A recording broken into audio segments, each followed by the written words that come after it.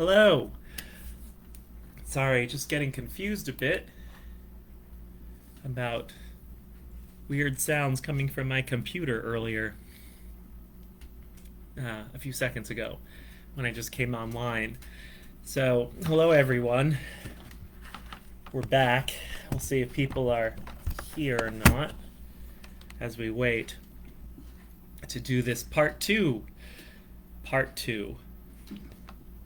of understanding scientific racism in the United States and its relationship to African American history. So we will wait a minute or two to see who arrives, and then we'll get going. I'm wearing my t-shirt from the Museum of Indian Culture in Allentown, Pennsylvania. Hello, Cassandra.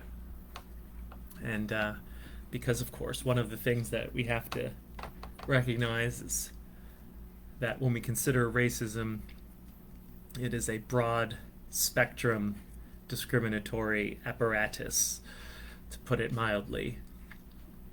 Oh, suddenly 4 people. Delightful. So I will wait just a few more seconds. Hello, Adam. And then and then we'll get going. Or we'll formally start rolling. So, a few more seconds, and then we're going to go. All right. Hi, Kathy. I'm going to try to pull together a lot of stuff today. Hi, Jay. All right. I'm going to start because people can catch up and roll in when they want. And as you know, my first couple minutes is always the same thing, over and over and over again.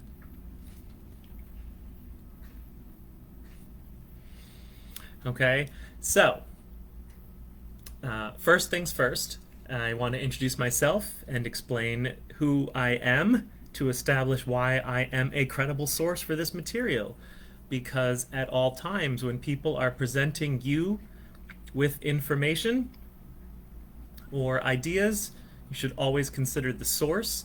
That doesn't mean that the source is the be-all and end-all, because reliable factual evidence is reliable and factual, even if coming from an, let's say, a heinous source. But what I mean is that we should always be questioning the information that's being presented to us, and this is going to be particularly relevant today because I'm talking about scientific racism, a time when a great many people did not question the information that was being presented to them. At the end of this lecture, I have piles of links to give you for follow-up on different aspects of this. And then I think next week I will talk about cultural racism, which is a different phenomenon, although obviously related, so it'll bleed into this one a little bit. So my name is Joseph Solar. I am a professor, adjunct professor at Rowan College of Burlington County and also at Alvernia University. I hold a PhD in urban education from Temple University, where I also earned my master's in the same field. My undergraduate degree is from Harvard University in history and African American studies. So I kind of deal with history, education, race, all these different aspects. I've been teaching African American history at Rowan College for 5 years, but first began teaching African American history or African experience or whatnot about 10 years ago at Pierce College. So this has been an interest and a passion of mine for a long time. And I got to study with some extraordinary minds, and it is my privilege to be able to help pass the knowledge that they gave to me onto you all and to share links and information for further research so we can better understand this bedeviling, frustrating phenomenon, in this case about scientific racism, but the other video weeks, of course, to help fill in the gaps in the historic record regarding African American history. So with that in mind, this is part 2, because part 1 last week was far longer than I had anticipated. So we broke it up into 2 pieces. We are talking about scientific racism, and this emerged from a question from Adam, who's here today, who asked about kind of the lumping together of Africans and this piece from Gomes de Zarazura, a Portuguese chronicler who is credited by Ibram Kendi, the anti-racist writer and researcher from Boston University, as having first lumped together Africans as a race in 1453. So we're talking some 40 years before Columbus. And one of Kendi's big points, and I would argue a truth, of the phenomenon of scientific racism and racism more generally, or any arguments or theories of African American inferiority or Native American inferiority or anyone's inferiority, is that it is never rooted in a purely scientific or objective basis. In other words, it's always rooted within a power structure and within an attempt by people to justify actions they've already taken, kind of after the fact justification, or to justify positive actions that they do not want to take. For example, in the times of the American Revolution, Americans are fighting a war of liberation, and they are deploying a language of tyranny and freedom. And a great many of those people who are deploying this language of tyranny and freedom are actually tyrants over the very people whose freedom they deny enslaved African Americans. Most notably and famously is Thomas Jefferson, but there is just piles of hypocrisy. I mean, Patrick Henry, who famously gives the speech, "Give me liberty or give me death," enslaved dozens of African and African American people. And I can assure you, he definitely did not want them to fight for their freedom.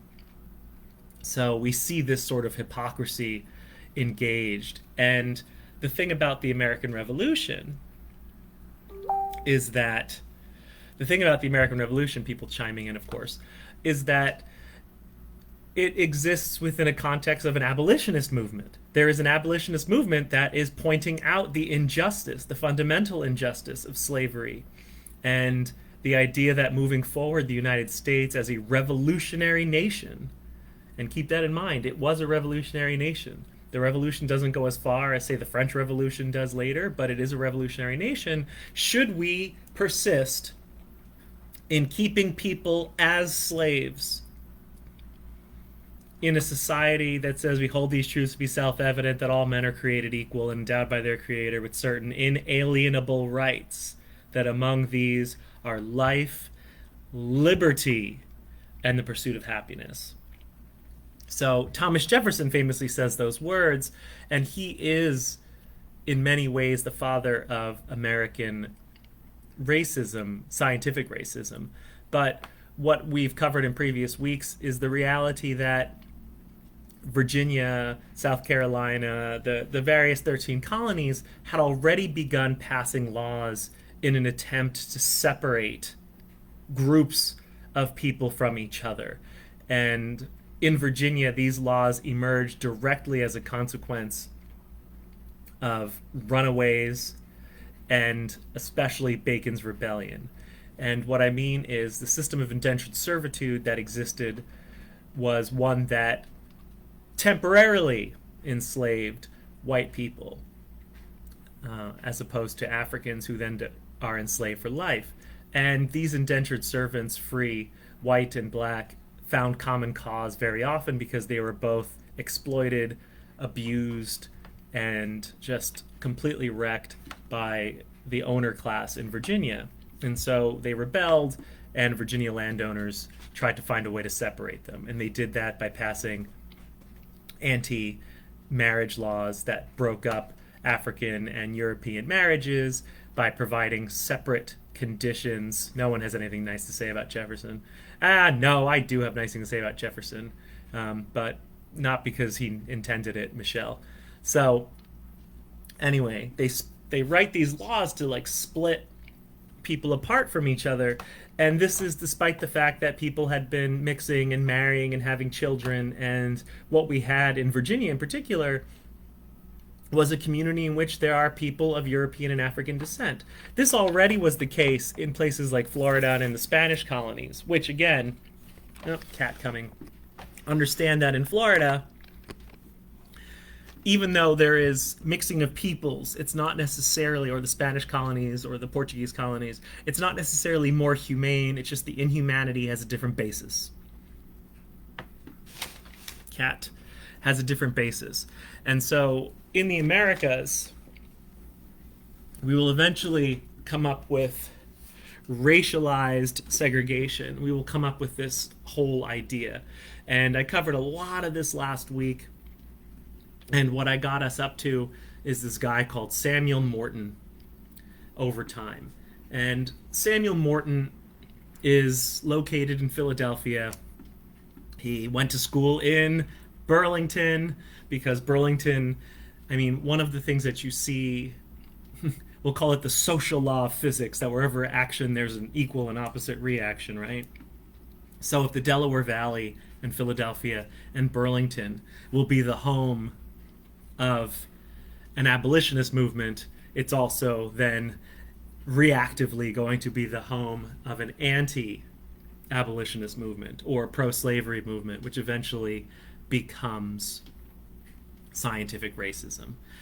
And we should not forget that part of the justification or part of the rationale for scientific racism is not just to justify, yes, Kitty, the enslavement of African and African American people, but also to justify the conquest and the seizing of all the land that belonged to the indigenous native people who were here first. And as I explained, they were a surviving remnant after a complete apocalypse catastrophe of the 16th century of diseases and epidemics.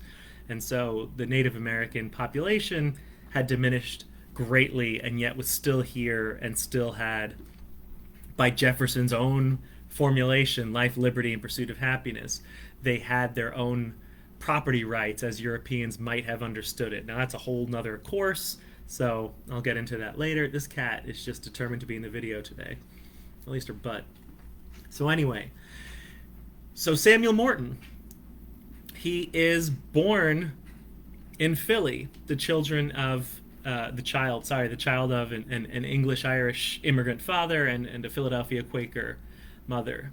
He studies throughout the world, and he comes back to the United States engaged in or having read the work of Johann Blumenbach.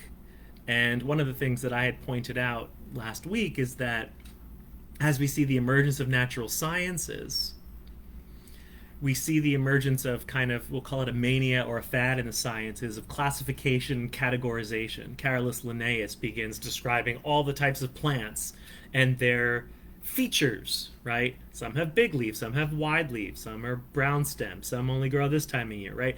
Every descriptive detail possible in a way to essentially categorize and catalog all life on Earth.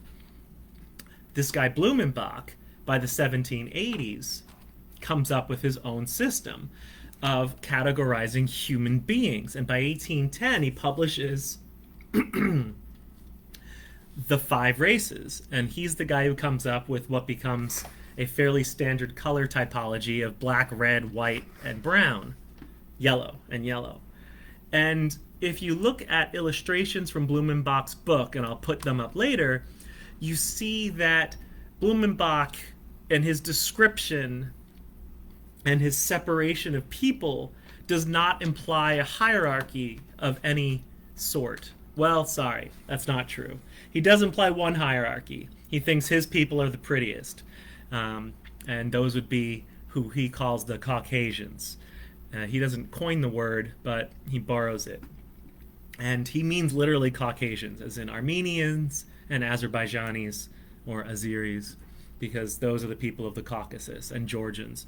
But he doesn't go forward full-on Jefferson saying, like, these people can stay up later and aren't as smart and are brave. He doesn't do all that.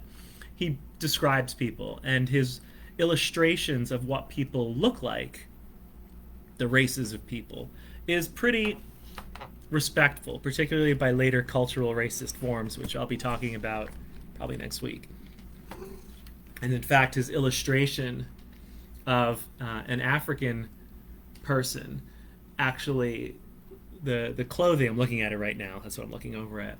seems to indicate that this person might have been a minister, a religious minister. So Blumenbach doesn't have these notions. Morton reads Blumenbach in his studies in Europe, brings the work back to America, and he translates it differently. He understands it as a hierarchy. He understands it as something that explains why people are in the circumstances that they are in. And he immediately sets out to try to understand why people might be more powerful or less powerful, why some people are enslavers and some people are enslaved. And he begins to do this work going the next logical step from describing and categorizing to measuring. And what he will begin to measure are human skulls. There was a theory at the time that brain size translated to intelligence. So the bigger the brain, the more intelligent you were. So the way to determine who the most intelligent people are is to measure their skulls. And he begins in Philadelphia at the Academy of Natural Sciences of Philadelphia to start collecting human skulls. He begins conducting measurements, brow, ridge, and jaw, and proportions, and there's all kinds of charts and tables of triangles and angles and geometry of the human skull. But then he wants to study brain size. So he takes the skulls, and I've got a photograph of this I'll post later too. I have so many pictures. This is loaded. And he fills the skull with birdseed. Then he pours the birdseed out into a measuring tube and then determines the size of the skull based on the birdseed. He comes under criticism for using birdseed because birdseed is irregular size, and so he switches to buckshot, which is more regular in size.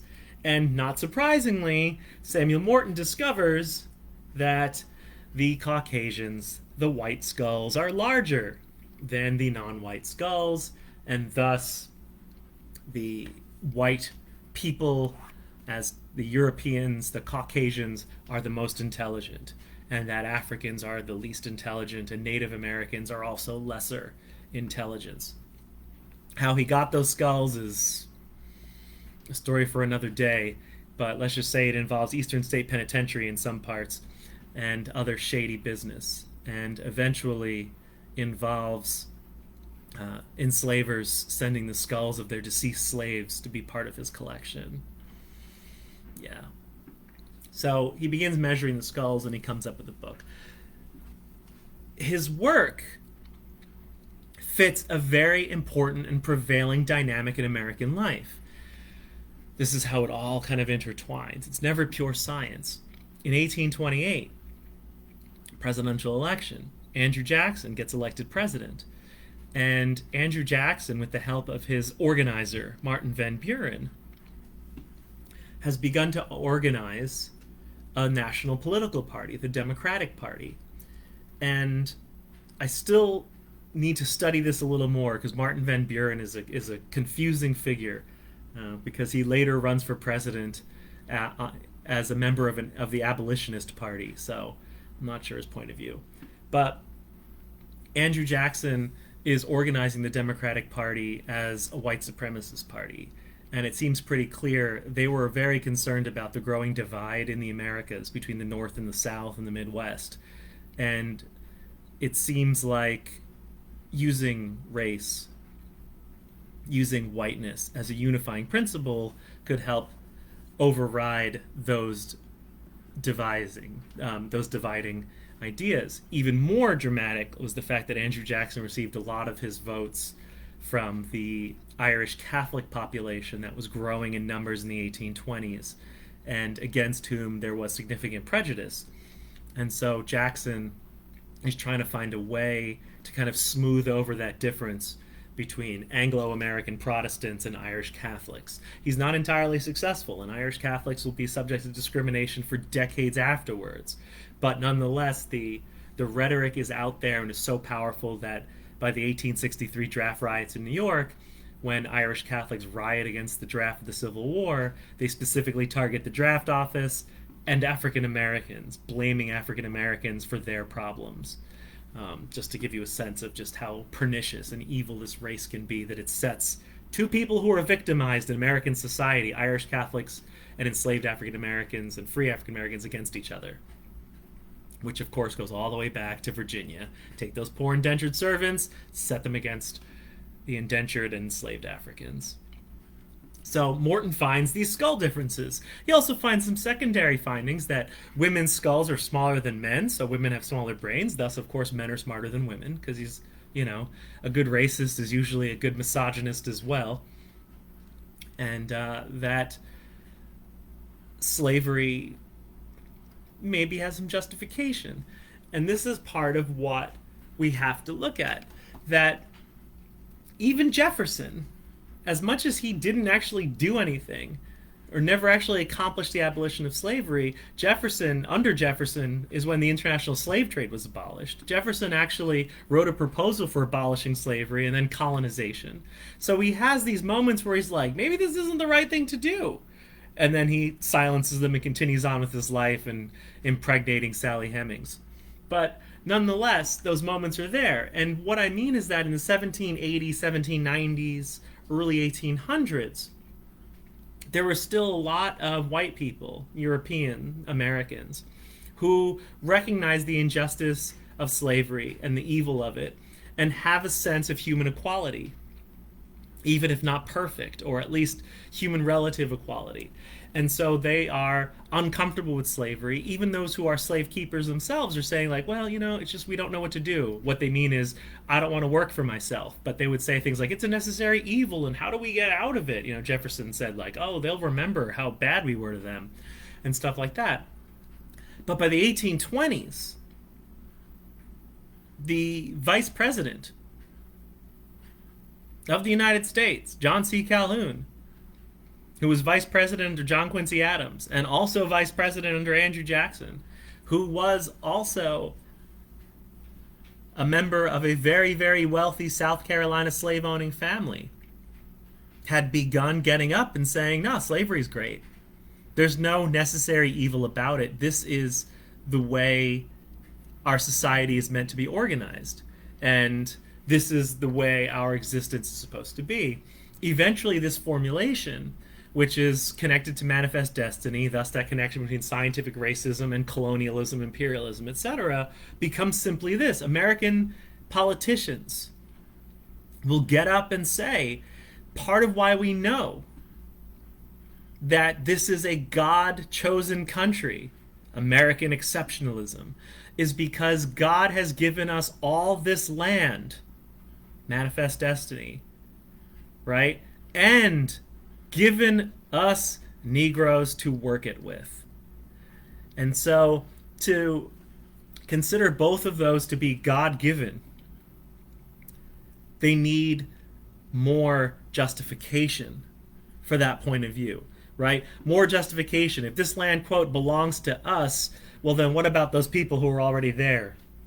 How do we prove it doesn't belong to them? Well, they're not civilized. They're inferior. They're backwards. They're savages, right? Native Americans. Well, if, we believe in a Protestant work ethic, if we believe in individual efforts and individual liberty, well, then how do we justify enslaving Africans? Well, they're not equal to us.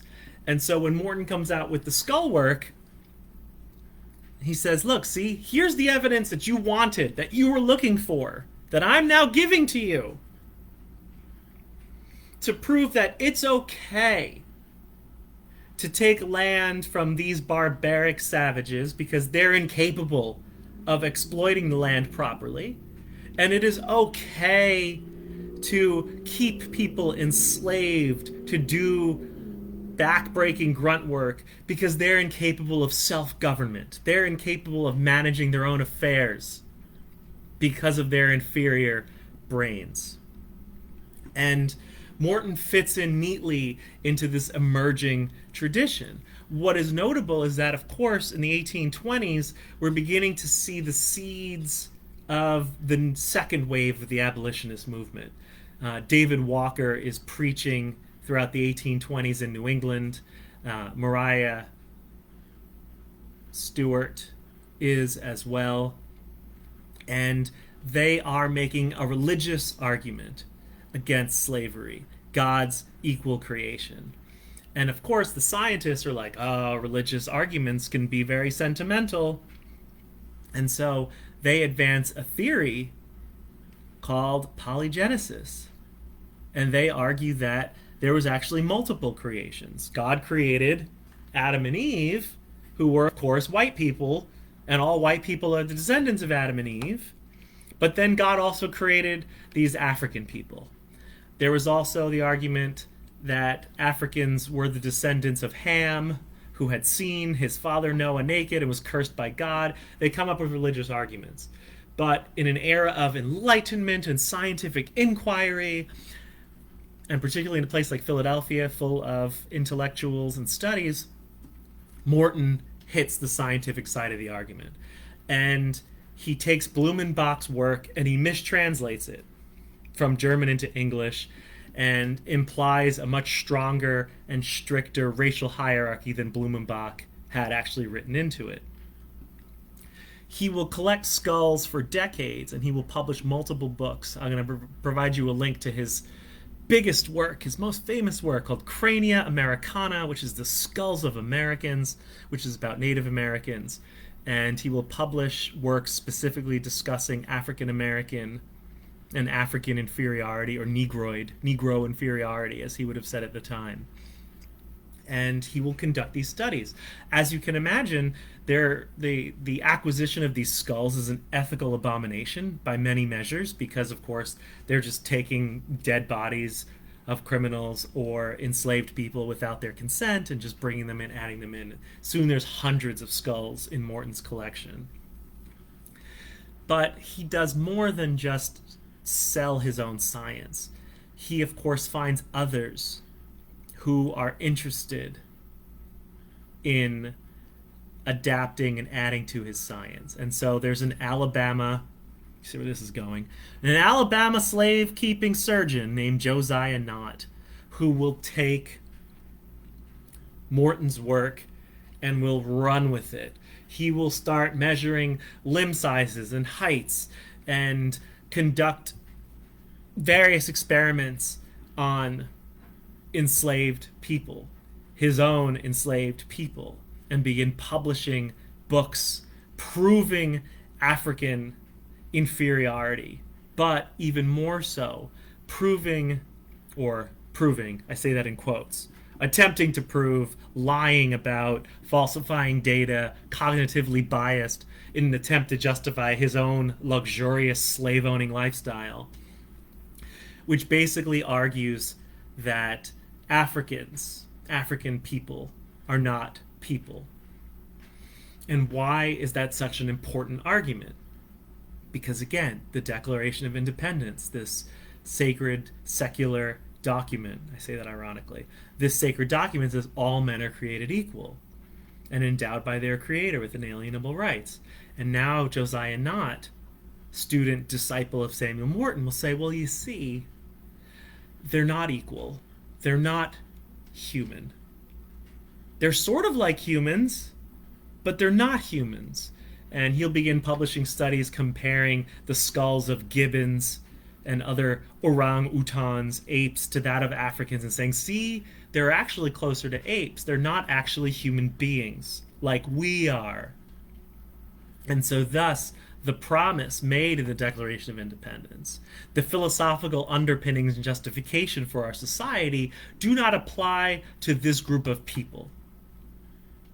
And this belief, this mania, is so persistent that by the 1890s, and I wish I knew the name of the book, I don't have it on the top of my head, but there's a whole section in the Firestone Library at Princeton of these just god-awful, horrendous nightmares of books. But people will argue with a straight face in the 1890s that Africans and Europeans, white and black, cannot interbreed with each other. And if they do, their offspring are sterile. And this just goes to show just the the patent absurdity of the entire reality and just how utterly unscientific it was. Because, of course, there were multiple generations of mixed people in American society. And in fact, the people making these arguments probably had black cousins, because these are the Jim Crow segregationists making these arguments. And yet they're literally going to say, like, oh yeah, we can't even breed. And when we do, you know, they can't have kids of their own. So it becomes this insanity. Even more disturbingly is Louis Agassi, who was a French-Swiss scientist, natural philosopher, researcher, who comes to America, and he's working at Harvard. Josiah Nott will be at Yale. And Agassi actually is converted to racism. He comes here a student and disciple of Blumenbach, saying, like, yeah, people have different traits, and some people have blonde hair, and some have dark hair and dark skin and light skin and a whole range of colors and all these different things, and it's so interesting. But he will turn into a scientific racist.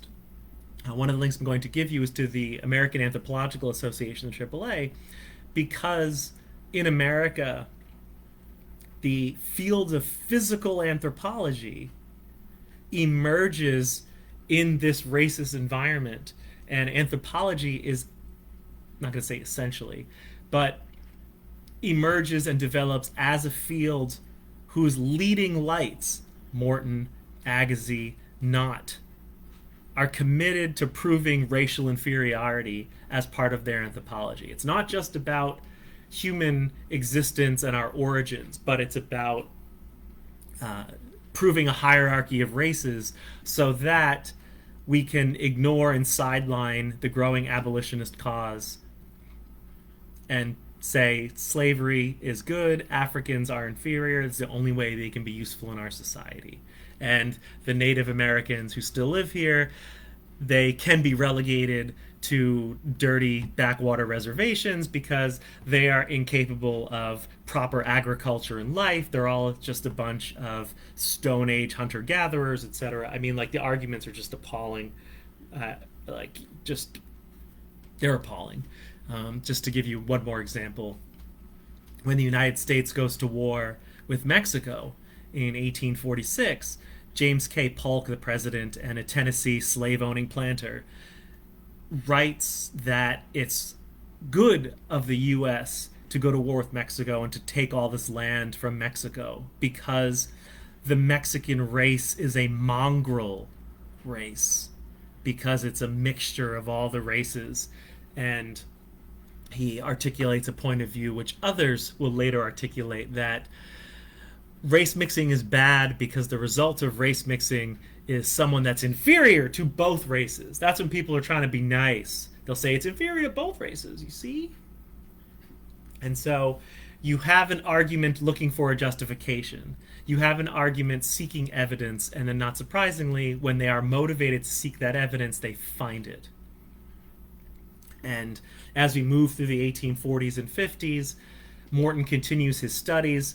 He doesn't just do the race stuff, he does ancient anthropology, but one of the bedeviling questions, and this is just a fun, not really fun, but kind of like sadly ironic, bitter, but you'll roll your eyes because you knew it was true. He writes a book called Crania Egyptica, the skulls of ancient Egyptians, because they're trying to figure out who these Egyptians were, because Egypt is in Africa. And all these arguments about Africans being inferior doesn't quite explain why they're these vast cities and pyramids and sphinxes and temples and whatever. Who built them? And basically, starting in Morton's era and going all the way through till way too recently, you will have people desperately try to prove that the ancient Egyptians were white Europeans. And Morton publishes one of the first books to advance that argument in like 1840 something, Crania Egyptica. The problem with Morton's book is that some of his research seems to indicate that the Egyptian skulls he has are older than the Bible says Earth was. Oops. And so he's also undercutting religion. But speaking of undercutting religion,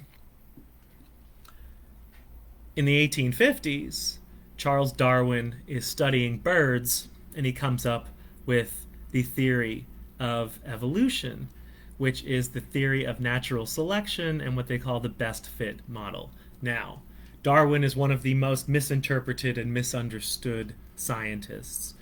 When he says best fit, I think the best metaphor to think of it is a bunch of keys, right? A key is a key is a key is a key. But only one type of key will fit into one type of lock. But that doesn't mean that all the other keys are inferior. They have other locks. And they're all still keys. It's just that one key fits one lock. And what Darwin is basically saying is that over time, we select traits over generations that help us survive in our environment. And some people already had a sense of this environmental theory in that they had argued that the reason why people were darker closer to the pole or closer to the equator was because the sun baked them. I mentioned this last week, and that you go further north and they get lighter. Obviously, this isn't a perfect theory because, of course, Inuit people are not very light-skinned, and they live in the Arctic. But of course, the sun reflecting off the snow, it's complicated, right? It's complicated.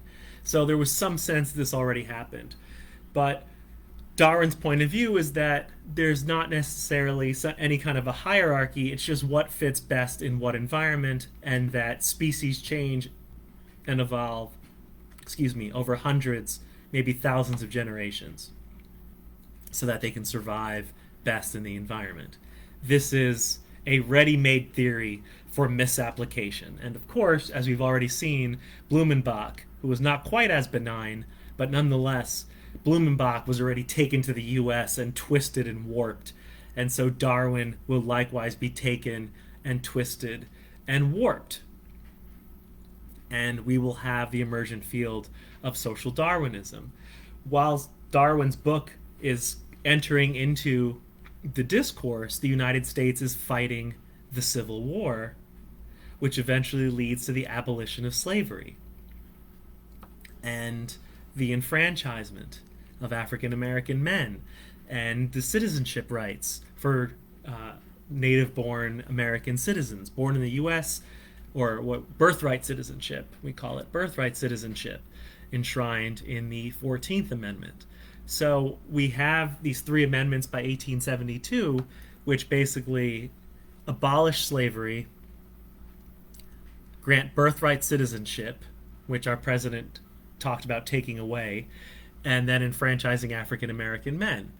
And so, as you can imagine, there is a strong reaction against it. There is violence against Reconstruction, assassinations, but also there are newly freed and free African Americans who are coming straight out of a condition of slavery, whose natural abilities are on display. And their natural abilities demonstrate the sort of intellectual, moral, because that was very important, and moral equality which people were so concerned about, and which, of course, scientific racists were trying to disprove, this natural human equality. And so we then see a new manifestation. It's no longer about skull sizes. A lot of Morton's work had been discredited. The skulls were different sizes. He compared women to men. He compared adults to children. I mean, his work is a lot of nonsense. Although people can still do useful research there for different reasons. So social Darwinism, people look at American society and begin to see it as groups of people, and that the groups are competing with each other. And so when they say survival of the fittest, they think fittest means best. They define fittest as best. And so they say, well, look, this is a society that was founded by people with names like Jefferson, Washington, Adams. It was founded by white people and English people. That makes us the fittest. We took this land from a native population. Actually, in the 1870s, we are still aggressively and actively taking this land from a native population. We enslaved Africans, and so we are the fittest. And we begin to see evolutionary research or people beginning to define people on the basis of these groups and building on the political calculus of people like Andrew Jackson and Martin Van Buren and John C. Calhoun, we say like white people. But they begin to even build a hierarchies among white people. And so they invent this notion of the Anglo-Saxon as this pinnacle of whiteness. And then there's Irish and Celtic people, and then whatever. And then, of course, at the bottom are Negroes. And even here, and I was thinking about this earlier, that even in American racism, we're even more racist in that when you look at the tables of racial hierarchies that American social Darwinists create, they subdivide Europe, right? This tiny little West Asia, this tiny little part of Asia called Europe, and they'll subdivide it into like 6 or 7 different races. But then they take the entire continent of Africa and they're like, yeah, there's like 3. There's the Mediterraneans up north, there's the Ethiopians, and then there's the Hottentots. I don't know. But they take a giant continent, one of the largest, and they make 3 races out of it, but their tiny little peninsula of West Asia is like 7 or 8 different races. So this is just how like nutty the whole thing is. Charles Darwin's cousin, Francis Galton, becomes a supporter of this notion of a hierarchy of the races. And the British are all on board with this because the British are busy conquering the world and colonizing the world. And so though the British had been the first empire to abolish slavery in the 1830s and then had even unilaterally declared the slave trade illegal and begun raiding slaver ships, they now are talking about their civilizing mission to go to these benighted third world countries, read Africa, and help save them from the slave trade. Because, of course, this is the complex reality. Slavery still existed in Africa. Slavery still exists in parts of Africa today, too, going into the Middle East, right? So slavery still existed. And so the British are like, well, we have to fight slavery. So we have to invade South Africa and the Kingdom of Buganda and into the Sudan and Dahomey. In fact, at the Penn Museum, we have a large collection of items that were looted from the Kingdom of Dahomey, which is now the Republic of Benin. And Penn received permission to keep the items. But the items were looted by British when they invaded the Kingdom of Dahomey. And the reason why they invaded Dahomey was because Dahomey was a major slave trading country. So this anti-slavery crusade turns into an excuse for colonialism and imperialism. And so the British are like, oh, crap. What do we do? How can we justify this now? And so the way they justify it is through social Darwinism. We are the superior Anglo-Saxons, and we're coming on a civilizing mission to bring civilization to the world. The Australian Aboriginal population is one of particular interest because they're very dark-skinned, but their facial features do not resemble Africans, and so they get fit even below Africans, believe it or not, in this British concept of the hierarchy. So why all this discussion of social Darwinism? Well, because after the end of Reconstruction, the white supremacists overthrow the Reconstruction governments and they begin imposing Jim Crow segregation. And not surprisingly, we see Jim Crow segregation imposed more strongly when we see evidence of interracial cooperation. And so the old dividing line between white and black was black is slave, white is free. But now there's no such thing as slavery. And so what do you say? Oh, the new line, the new way to divide up free people from each other is to say, yes, you're free, but you're white and free.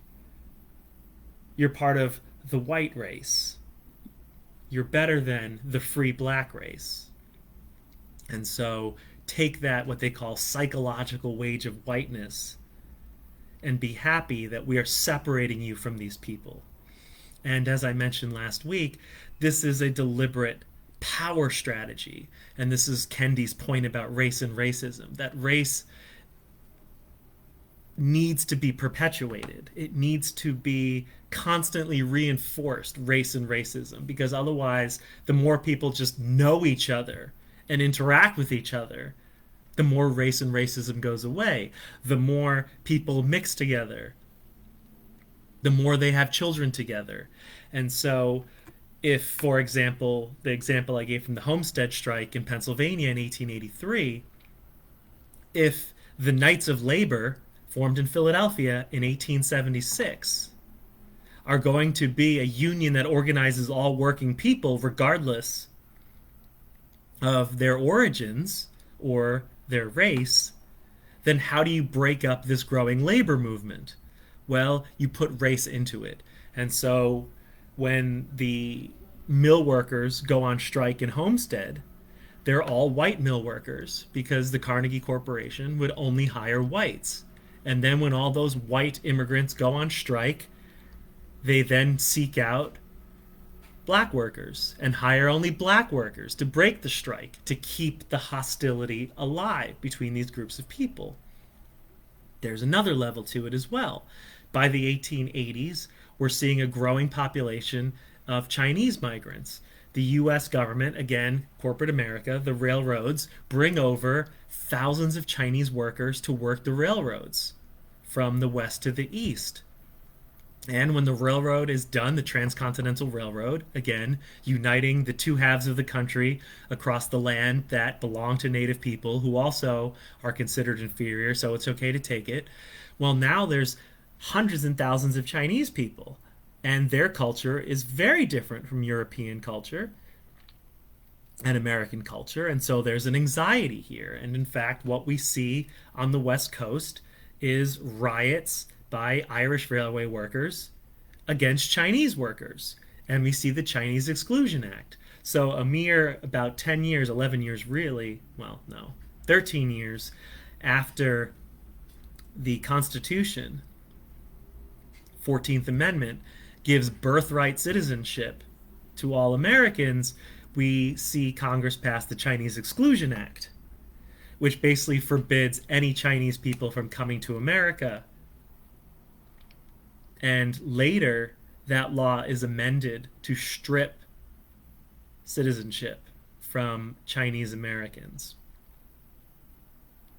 So why get into all these difference and specifics?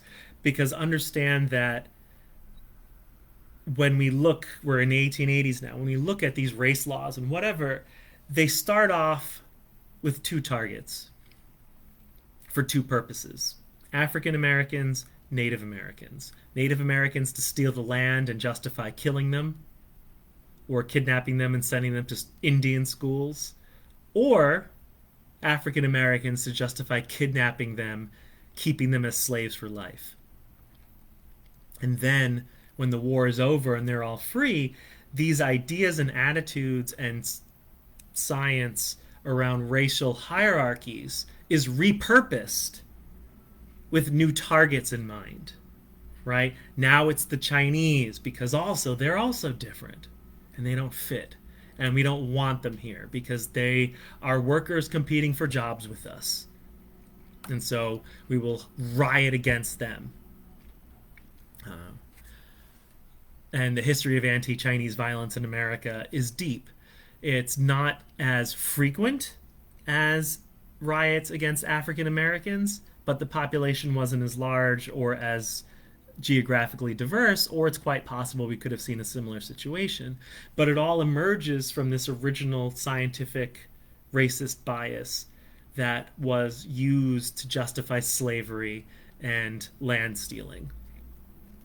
Because again, as we're moving through the 1880s, European immigrants are coming to the Americas, and the United States is completing its conquest of native lands, famously ending at Wounded Knee in 1892, which used to historically be called the Battle of Wounded Knee, but we now know was pretty much just a massacre of an encampment of Native American people. It is, again, the crazy world of interactions that 1892 we see a challenge to segregation law on the Louisiana trolleys. Plessy versus Ferguson. And of course, Homer Plessy is only 1/16, I believe, maybe 1/8, either 1/8 or 1/16 African American, and he's almost entirely white presenting, and has only one African or African American grandparent or great grandparent, right? So his very existence makes a lie of this notion like that. We can't reproduce, and if we mix, and blah, blah, blah. So he challenges in 92. It eventually makes it to the Supreme Court in 1896, and separate but equal becomes the law of the land. What was happening during those years is that African Americans are pulling away from white society for protection and survival. See my Booker T. Washington episode. And so African Americans are separating themselves from the white population to build their own communities apart from the extreme and random violence of white Southerners. And so they're pulling away, but in the case of Mississippi, with Mound Bayou, Isaiah Montgomery votes for the deprivation of civil rights. Again, see my Booker T. Washington episode. And so when you begin to separate people and call out and civil rights and say they're different, it's harder for them to fight back. And so we see the mainstreaming of these social Darwinist hierarchies that put African Americans at the bottom.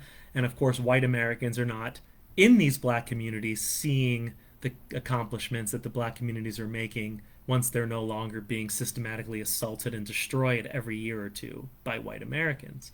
So Plessy challenges this law because now it's forcing African Americans out of white society. And separate but equal becomes the law of the land. And notably, we hear about Justice John Harlan's dissent. Supreme Court Justice John Harlan dissented from Plessy versus Ferguson. What we don't hear is the basis of his dissent. The basis of his dissent is that African Americans are Americans, that they share our culture and our civilization. And that's the word, civilization.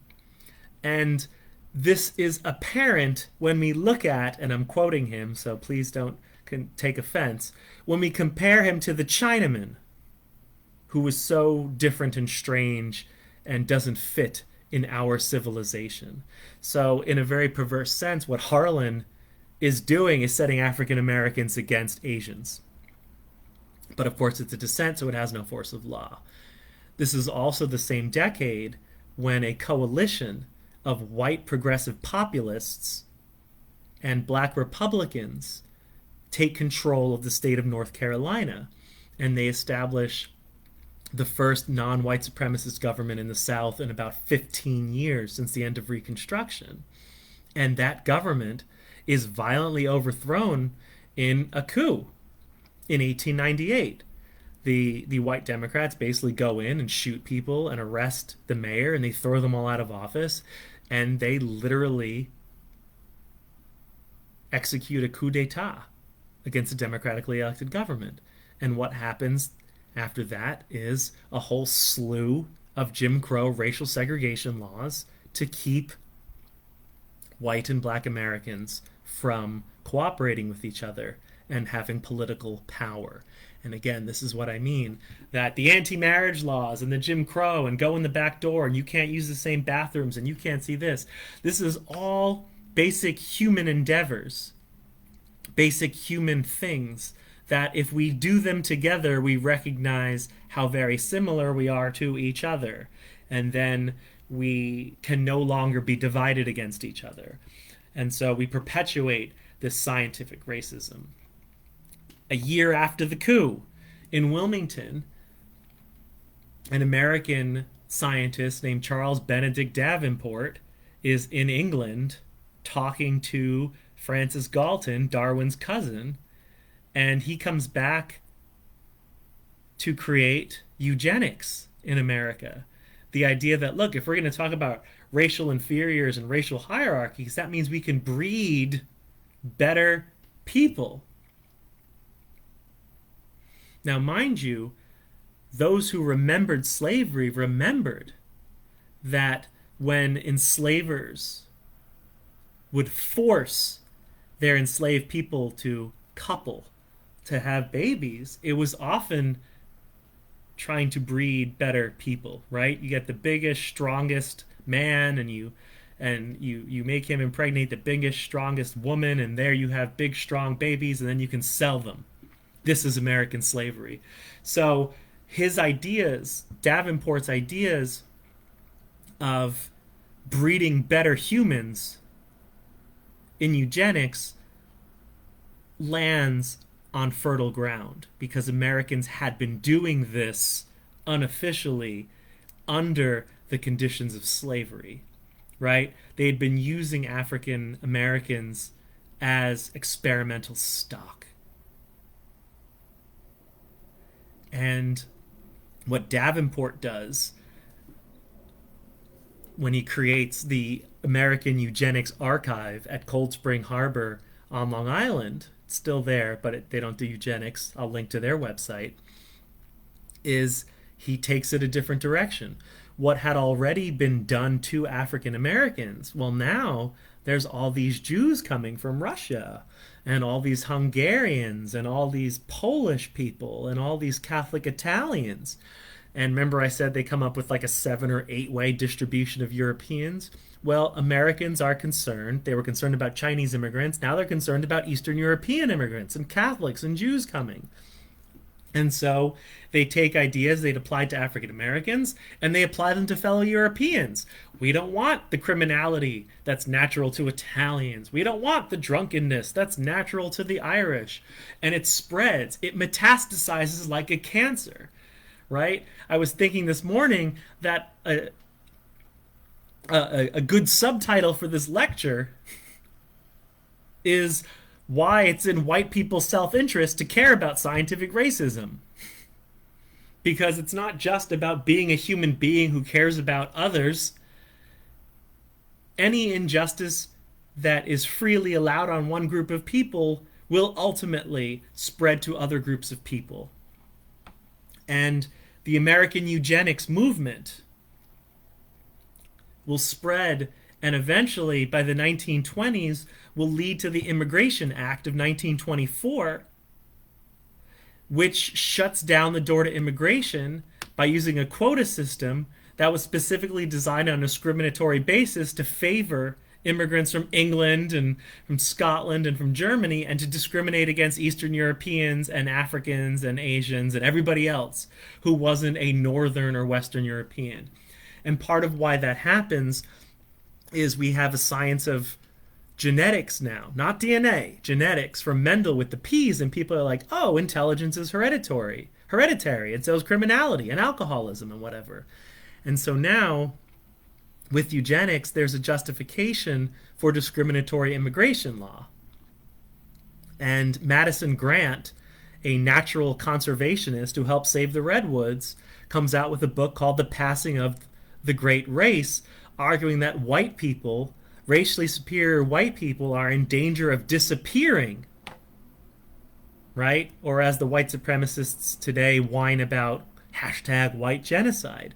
He makes the argument that white people are disappearing because they're interbreeding with these inferior whites and then also with non-whites, and that the people who built this country, who created this country, the real Americans, to borrow language you probably just heard last week coming out of some people's mouths, the real Americans were in danger of being swamped under by this tide of inferior Europeans, but also Africans. And Grant looks at American segregation law and says, well, we've settled the Negro problem. By keeping black people separate, we don't have to worry about them anymore. By making their marriages to white people illegal, we don't have to worry about them anymore. And we see a whole new range of marriage laws. The original marriage law was white people can't marry black people. By the 1930s, marriage laws say things like whites can't marry Mongoloids and Malays can't marry Asiatics, and like every permutation of whom you can marry and whom you can't marry is broken down. Chinese can't marry these people, and black can't marry those, and back and forth. We see Supreme Court cases of Bhavat Singh, an Indian man, suing in the U.S. Supreme Court to prove that he's white because he's Indian. And the Supreme Court's, nah, no, you're Asian, so you can't go to white schools. We see Gong Loom versus Rice, a Chinese man in Mississippi suing on behalf of his daughter, saying she doesn't have to go to the black school because she's not black. And the Supreme Court says, well, yeah, but she's not white. And that's not a black school, that's a colored school. And so she is colored, so she goes there. But ideally, there should be a separate Chinese school.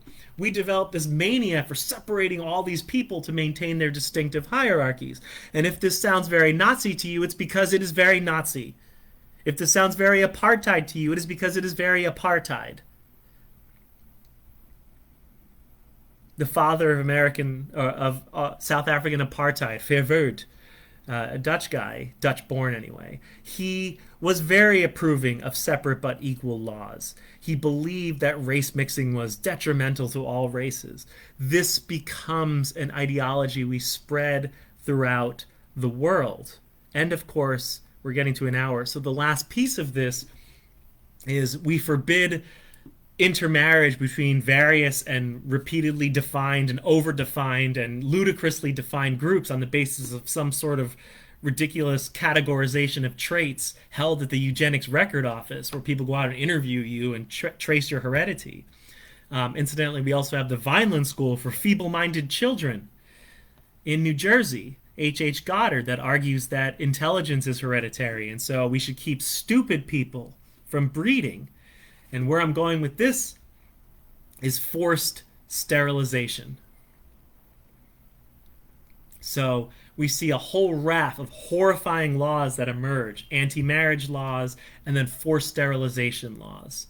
And again, the idea of forced sterilization had been imposed upon African American women and women in slavery. The father of American gynecology, J. Marion Sims, experimented his gynecological techniques on enslaved African women. So African Americans have been used for scientific studies and scientific abuse for decades and generations in American society.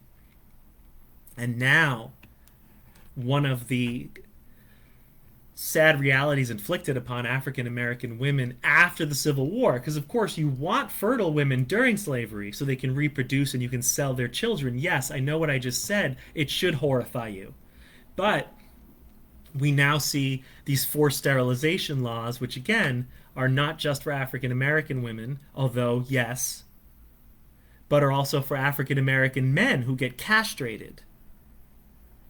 And then for European women, and then for Asian women. And so we will see forced sterilization of women persist through the 1970s, and these laws remain on the books through the 1970s.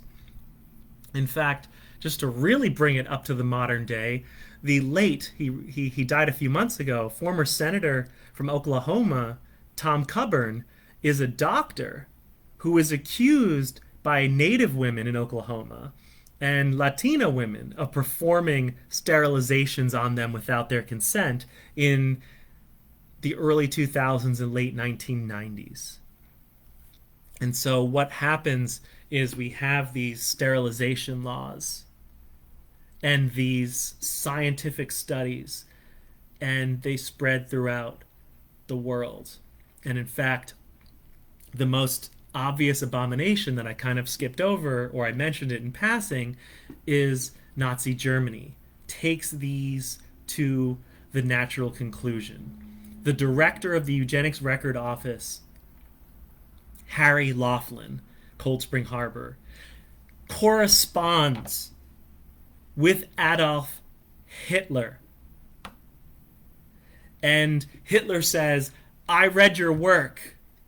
He reads Madison Grant, The Passing of the Great Race.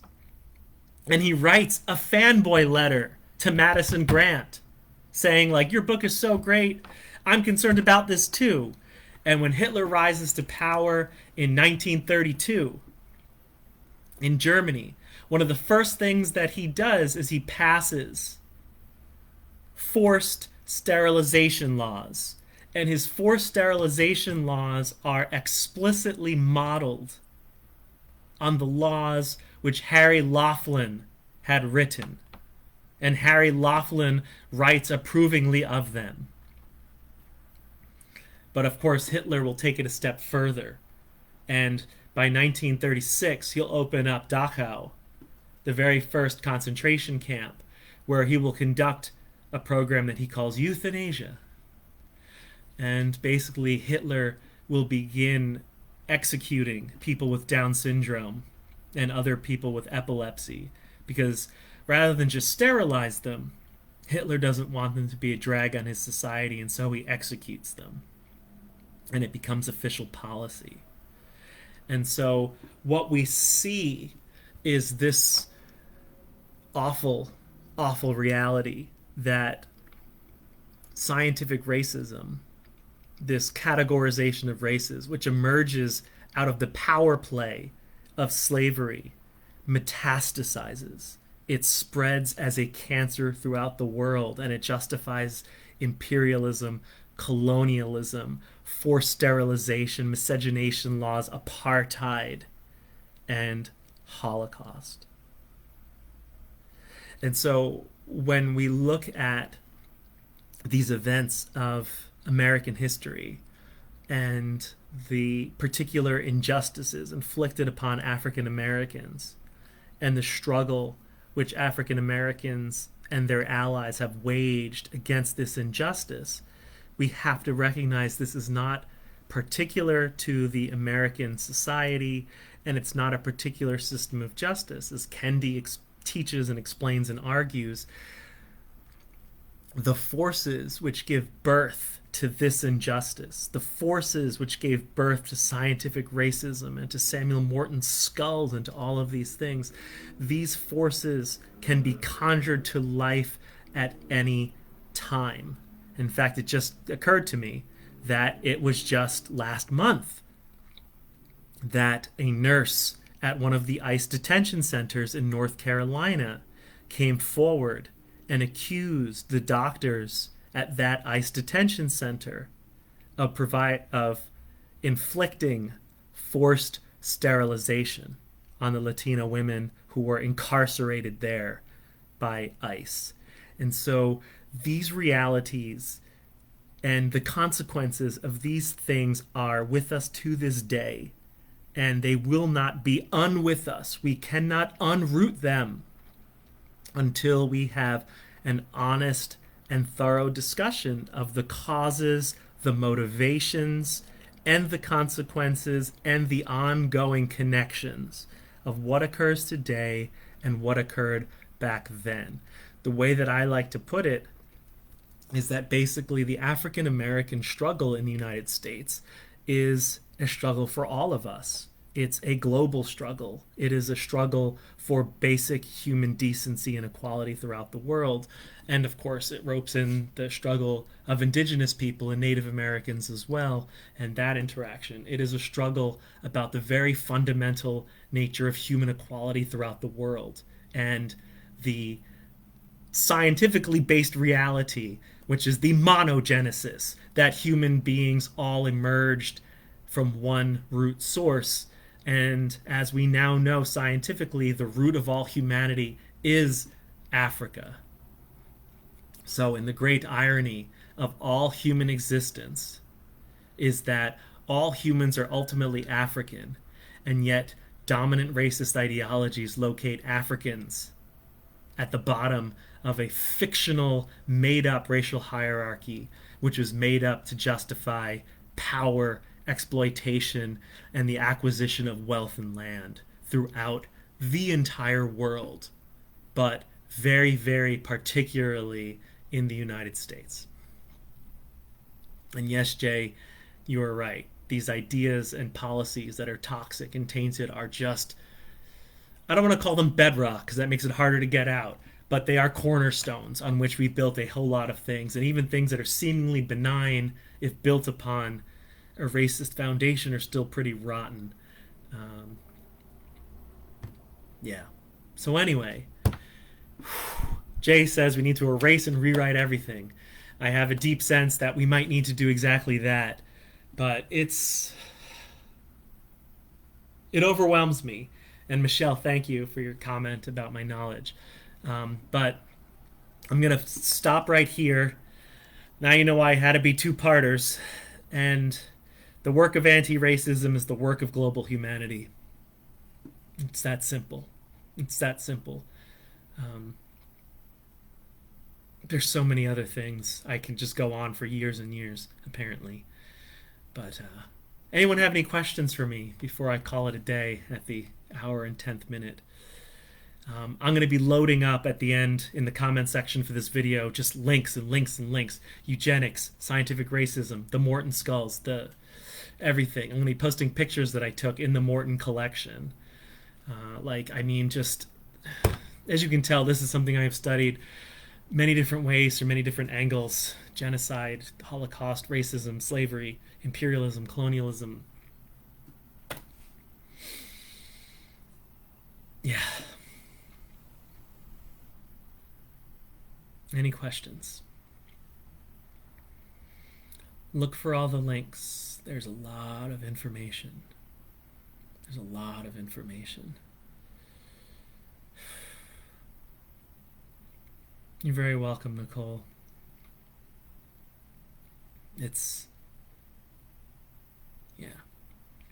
I mean, when we think about the ongoing discussion right now about abortion rights and whether women can decide what happens to their own bodies, forced sterilization laws were the government deciding what could be done to women's bodies.